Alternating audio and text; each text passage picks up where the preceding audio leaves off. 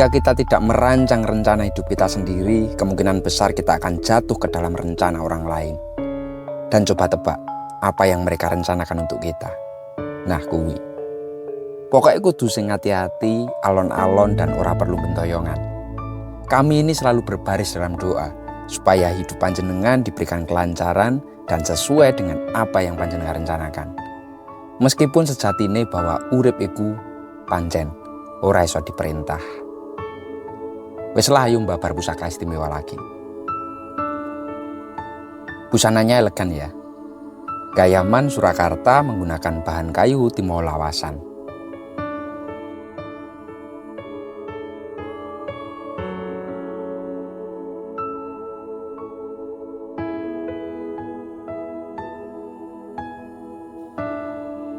Dipadukan dengan pendok beliwah bahan kuningan yang cukup tebal.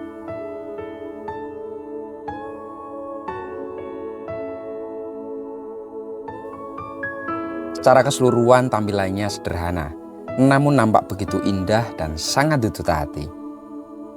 Mari kita buka untuk isinya. Pusaka dapur tilam upih, pamor melati tumpuk dan kul buntet, tangguh tuban era Pajajaran. Dan pusaka ini kami ucapkan dengan mahar Rp5.200.000. Jika berminat silahkan komen di bawah atau langsung japri kami. Pamor pada pusaka ini cukup istimewa dan jarang ditemui. Dalam satu bilah itu terdapat dua motif pamor yang tersemat. Bisa dilihat di bagian atas itu ada pamor melati tumpuk, sedangkan di bagian sor-soran terdapat motif pamor kul buntet atau sering disebut dengan pusar bumi. Mari kita ulas untuk satu-satu. Yang mendominasi pamor pusaka ini memang pamor melati tumpuk.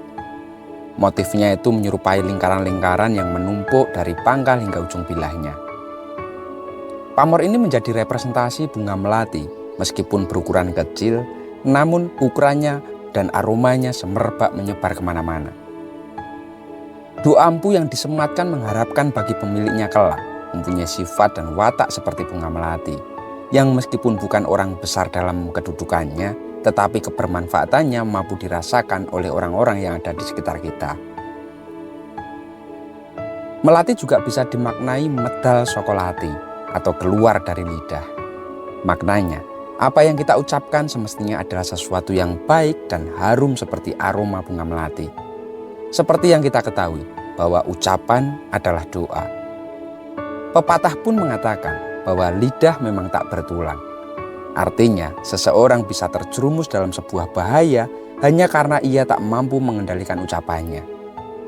Lidah tak ubah layaknya pedang dan pikiran serta hati kita itu adalah yang mengendalikan pedang tersebut. Jika si pengendali pedang itu mahir menggunakan pedang, maka pedang itu akan menjadi tameng bagi dirinya. Begitu juga sebaliknya, jika ia susah dan payah untuk menggunakan sebuah pedang, maka pedang itu akan menjadi bumerang. Ia akan menyerang balik hingga melukai diri sendiri dan bahkan sekitarnya dengan membabi buta. Tak ada yang tersisa kecuali kehancuran dan keburukan. Sedangkan di bagian bawah ada pamor kul buntet atau sering disebut dengan pusar bumi. Ia salah satu motif pamor yang bentuk gambarnya itu menyerupai lingkaran seperti obat nyamuk. Pamor itu biasanya terletak di bagian sor-soran.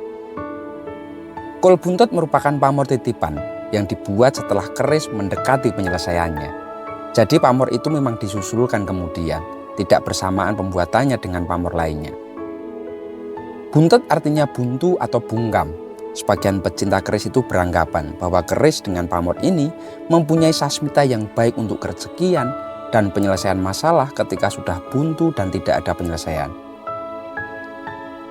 Motifnya yang melingkar dan saling terhubung itu juga melambangkan sebuah perlindungan untuk memagari pemiliknya dari berbagai hal yang membahayakan keselamatannya.